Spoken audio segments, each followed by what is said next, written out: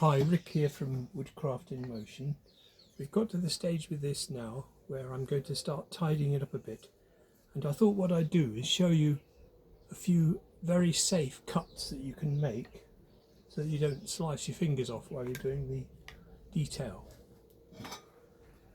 So the first one is you have to have a leather apron for this, and you bring the knife towards you in this direction. As you can see, what you're doing is using your body as a fulcrum point to make the cut. And this is a very strong technique, and of course anything that you mess up with, you have a protection. Another one is a push away. Now a lot of people use the thumb for the push or directly onto the blade. I tend to put my right thumb on there and brace it with the left thumb so that you get twice the power, as well as protecting the end of this finger from being over squeezed out by the pressure of the knife. So those are two good techniques for cutting back.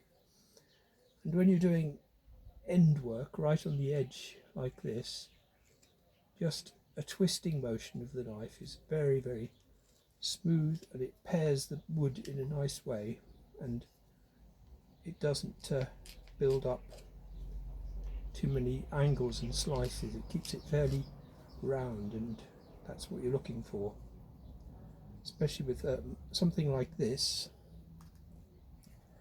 And how you would end up with this probably is you put the knife in something like this and pushing away again, or pulling down again towards you. So sometimes you can work out the best angles to use for doing the cuts. And of course the tidying up, making this shape here, is all about the push away like this.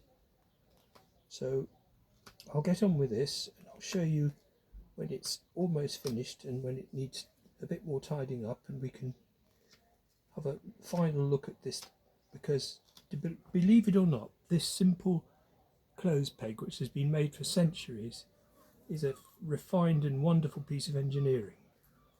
You start off by drilling a hole to take the pressure so that the cut up to the hole doesn't split all the way through.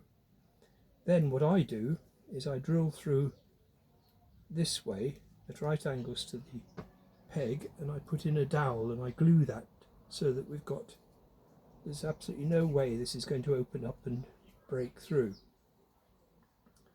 And then you want to refine these legs right down to being narrow so that there's flexion in the actual legs like this. And this needs to be taken down quite a lot more, as you can see.